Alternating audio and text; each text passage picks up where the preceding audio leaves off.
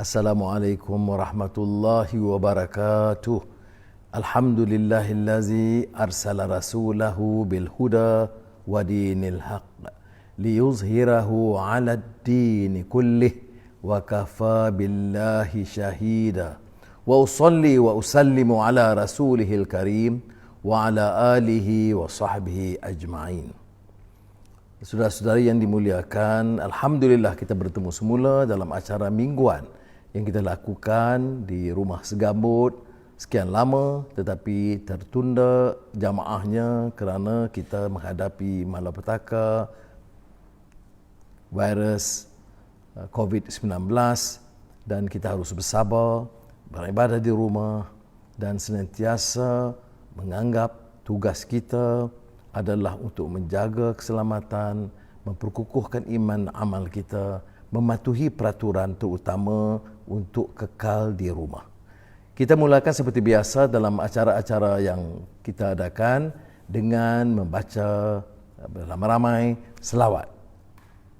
Silakan. Allahumma salli ala nuril anwar wa sirril asrar wa tiryaqil ayat. Allahumma salli ala nuril anwar wa sirril asrar wa tiryaqil ayat.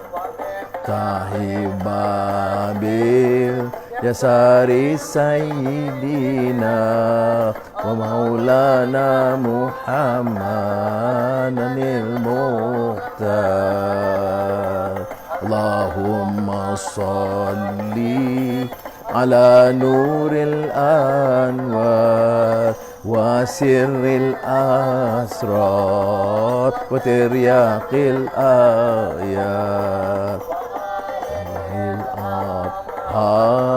Wa ashabihil ayar adada ni'amillah wa ifdalik.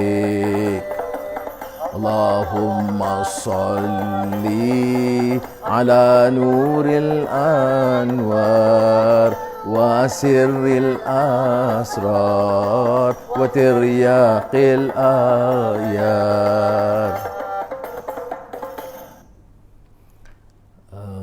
Kita harus teruskan berulang selawat dan zikir dan munajat kepada Allah SWT. Tapi saya nak mulakan kerana saya terima pesan daripada Syekh Yusuf Al-Qaradawi yang sekarang di Doha dalam keadaan tidak begitu sihat tetapi senantiasa memberikan pesanan dan gesaan kepada kita untuk terus kekal dengan semangat kita, ibadah kita dan memanfaatkan waktu ini untuk terus mendekatkan diri kita dengan Allah SWT, bermuhasabah dan juga mematuhi peraturan-peraturan. Beliaulah di antara ulama yang paling awal hampir sebulan yang lalu yang memutuskan supaya kita mengelak perhimpunan-perhimpunan termasuk salat jemaat.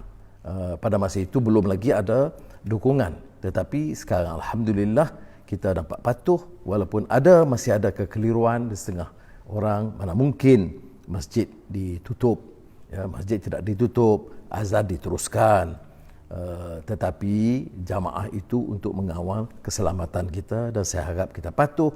Masjidul Haram, Masjid Munawwarah dan juga masjid-masjid besar yang agung yang lain di Mesir, di mana-mana semuanya ikut. Tapi Syekh Yusuf Qaradawi pesan dengan satu doa banyak sekarang. Saya tengok dalam YouTube dan Facebook ratusan doa-doa yang dikemukakan dan kita rasakan amal. Yang pentingnya kita amal. Tetapi saya nak manfaatkan malam ini dengan menyampaikan pesan daripada Syekh Yusuf Al-Qaradawi tentang doa untuk kita baca bersama, tidak begitu panjang, untuk memohon Allah memudahkan dan tidak mempersulitkan, memberikan kelapangan, memberikan kesenangan dan tidak memiskinkan atau menjadikan kita fakir dan menjamin keamanan kita dan tidak dalam perseteruan dan pergaduhan, dan memberikan saadah atau ketenangan kepada kita dan tidak dalam keadaan yang di sebaliknya. Bismillahirrahmanirrahim. Allahumma inna nas'aluka yusra laisa ba'dahu usr wa ghinan laisa ba'dahu faqr wa amnan laisa ba'dahu khauf wa sa'adatan laisa ba'daha syaqa. Jadi mudah-mudahan kita dapat ulang dengan maksud memohon kepada Allah Ta'ala. Ini ikhtiar kita, hospital,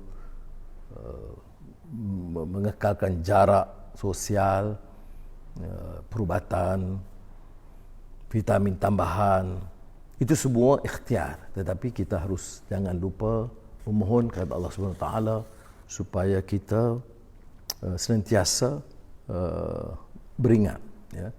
Dan Syekh Qaradawi pesan satu perkara, ya, doa ini semua doa, ya Allah, kami pohon, kami, maknanya tidak ada dalam jamaah Islam ini dia opportunistic ego pribadi, tidak. Dia memikirkan jamaah, ya, keluarganya, jirannya, masyarakatnya, umatnya dan ke dunia keseluruhannya, ya.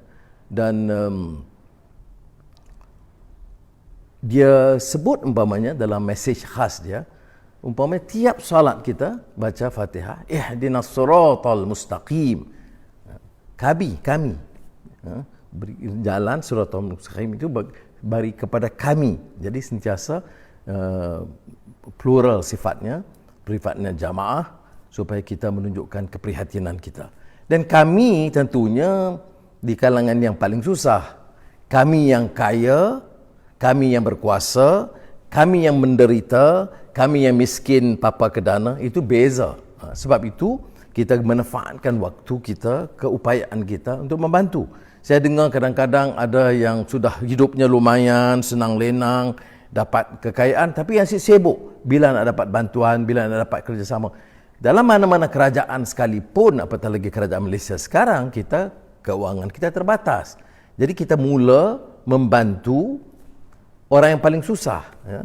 Dan sekarang kita juga mohon supaya disegerakan, ya. Kalau kita tangguh sehingga akhir April, ini nak makan apa sebulan ini? Sebab itu keprihatinan kami rakyat, kami yang di bawah, kami yang derita, berbeda dengan kami yang di tempat dan ruang yang sangat lumayan. Kita harap orang yang berada, ya, kadang-kadang kita dengar ada usaha membantu, dan oleh kerana keadaan tertekan, kena buang pekerja, kena potong gaji pekerja, kena potong allowance. Tapi malangnya, dimulakan di peringkat bawah. Pekerja bawah, pekerja sementara, itu yang dibuang dulu dan allowance dipotong. Yang korporat besar, eksekutif, yang gaji RM1 juta sebulan, RM500,000 sebulan. Ini pengurus-pengurus bank yang besar-besar dan sebagainya. Masa inilah kita berikan sedikit keprihatinan untuk menunjukkan kita berupaya untuk sama-sama berkorban. Ya. Dalam negara seperti ini, kita memerlukan kerjasama, bermuafakat untuk menunjukkan kesediaan kita membantu. Tapi tidak adil untuk kita menyerahkan. Saya ingat satu yang doa yang viral, satu kenyataan dari Imam Nawawi, ya, yang menyebut di antara lain umpamanya bila orang minta rakyat derma, dia kata ini yang atas-atas, yang ningrat, yang besar-besar dari kelompok yang paling dan maha kaya, curahkan dulu kekayaan mereka. Buat apa nak minta orang-orang yang susah itu memberikan sumbangan, tetapi yang kaya-kaya jutaan ringgit yang ada itu untuk hanya, ya, untuk keselesaan hidup mereka. Jadi mudah-mudahan kita manfaatkan waktu ini, banyak beramal, banyak munajat kepada Allah SWT, banyak beristighfar, dan dalam masa yang sama cubalah tukar. Ini peluang. Semua susah. Tak kira orang paling tinggi darjatnya ke paling rendahnya, paling banyak ilmunya, paling hebat pakaiannya, paling susah hidupnya, semuanya sekarang ini diuji oleh Allah SWT. Jarang berlaku dalam hidup di dunia, dalam ujian yang kita hadapi selama ini, di mana semua kategori manusia terlibat. Insaflah sedikit. Mana yang maha kaya itu masa ini korbankan lebih. Saya lihat, dan maaf ya, kerana bukan saya nak tonjolkan apa yang berlaku di Port Dickson ya.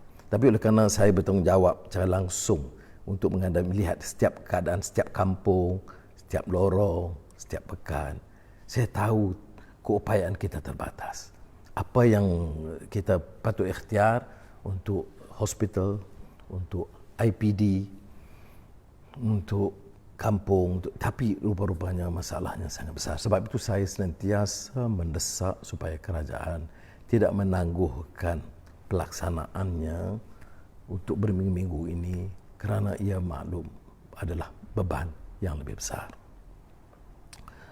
Akhirul kalam, saya nak minta kawan-kawan juga diperingatkan oleh guru-guru dan syekh-syekh kita, doa yang ringkas. Kadang-kadang kita baca doa ni panjang-panjang, kita aminkan, betul, alhamdulillah. Tapi apakah wajar atau baik, munasabah dalam ruang waktu yang ada? Kita hafal doa pendek yang kita amalkan, kita hafal, kita amalkan, kita hayati.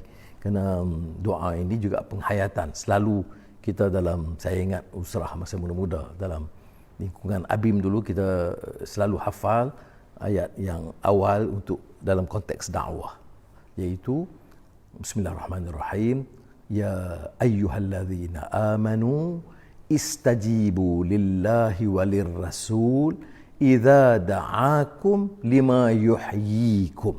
Ya, itu beda. Dia kalau menyampaikan dakwah, semua orang berbicara. Ya, sebab itu orang kata, mari kita hidup sederhana, padahal yang paling maha kaya. Mari kita berkorban, padahal bagi RM1 ambil RM1. Ataupun dengan pakaian yang begitu hebat, beri tazkirah, tetapi bagi hamun pun banyak. Sebab itu dalam Islam ini, dakwah ini, ya, menyampaikan idza da'akum, tapi ujiannya itu lima yuhyikum, penghayatannya. Ujian kita adalah penghayatan, mengamalkannya. Sampai kita keliru, yang hak, yang batil pun keliru, yang rompak, yang tidak pun keliru. Jadi kita harus pastikan kita sampaikan iza da'akum lima yuhyikum, kita hayati ujian itu, wa amila salihan, amal saleh. Di doa ini sebenarnya pendek, dari Imam An-Nawawi, kitab Azkar, sahih, dan disampaikan oleh dari Abdullah bin Umar, yang berbunyi, Allahumma inni as'alukal afiyah fid dunya wal akhirah. Ya. Allahumma inni as'alukal afiyah fid dunya wal akhirah. Allahumma inni as'alukal afwa wal afiyah. Ya, maknanya berdoa, afwa ini pohon keampunan, dan afiyah ini saya akan kupas sikit afiyah ini, tapi saya lengkapkan ya. Allahumma inni as'alukal afwa wal afiyah fi dini wa dunyani wa ahli wa mali. Ya. Maknanya yang pertama yang selalu kita bacakan, Allahumma inni as'alukal afiyah. Maknanya istilahnya memohon kita dapat al-afiyah fid dunya wal akhirah. Ya. Tapi yang disambung begitu satu lagi, iaitu ditambah as'alukal afwa, itu mohon keampunan daripada Allah Taala, dan mohon wal afiyah fi dini, untuk agama kami, wa dunya, untuk dunia kami, wa ahli, keluarga kami, wa mali, harta dan kepunyaan kami. Tapi ada kisah yang sangat menarik. Sayyidina Abbas bin Abdul Muttalib bertanya kepada Rasulullah sallallahu alaihi wasallam doa yang baik untuk beliau amalkan. Rasulullah sallallahu alaihi wasallam jawab, inilah ya, al-afiyah. Allahumma inni as'aluka al-afiyah fid dunya wal akhirah. 2 hari kemudian atau beberapa hari kemudian Ibn Abbas tanya lagi. Doa diulang lagi istilah al-afiyah ini. Jadi yang istimewanya ialah sa'ilillah al-afiyah. Maknanya mohon kepada Allah, minta al-afiyah. Al-afiyah kemudian dikupas ialah yang diamalkan oleh Rasulullah SAW. Ada riwayat mengatakan pagi dan petang. Pendek, Allahumma inni as'alukal afiyah fid dunya wal akhirah. Kalau kita hafal itu, al-afiyah itu maknanya sangat dalam.